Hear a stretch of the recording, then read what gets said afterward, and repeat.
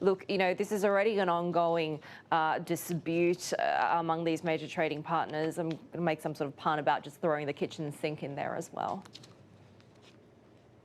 I'm glad you went with that pun, Heidi, because I was tempted, but you did it much better. Yes, so it's just the latest move in the trade tussle between these two sides, of course, as the relationship remains in the deep freeze. So it's China now that is taking Australia to court, at least suing them in the WTO over these tariffs that Australia put on those objects or those imports as a result of what Australia says are subsidies.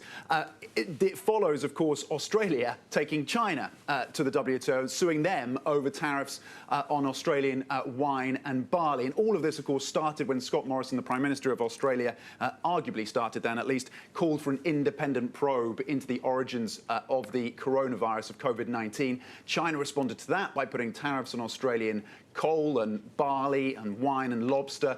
And the two sides have not had a ministerial meeting for 2.5 years now.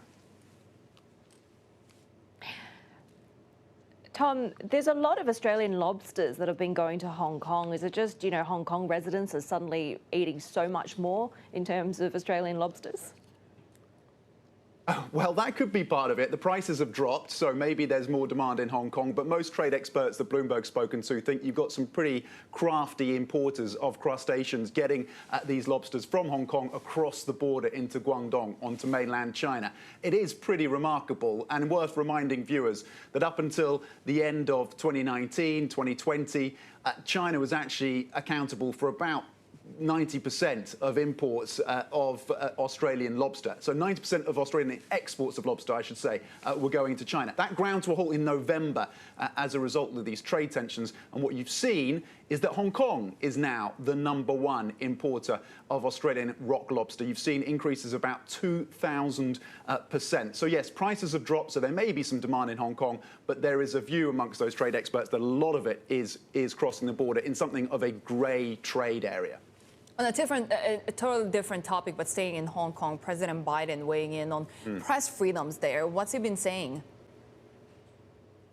Well, he's been hitting out the US president on the actions by the Hong Kong authorities, not just to freeze the assets of Apple Daily, but of course to arrest executives there and editors. And President Biden came out and said it was a sad day for media freedom in Hong Kong and around the world because, of course, Apple Daily ultimately was forced to close after 26 years. He also hit out the US president at the arrests, threats, and the national security law. He said that Hong Kong officials were suppressing media and trying to silence dissent. And he called and demanded, in fact, that China and Hong Kong officials stop targeting independent journalists and release those who were detained. Carrie Lam, the chief executive of Hong Kong, has said, in fact, that part of the rationale for these arrests is to act as a deterrent to others who may be thinking about stepping over the line when it comes to the national security law. Of course, the problem is we don't know where the line stands or where the line is.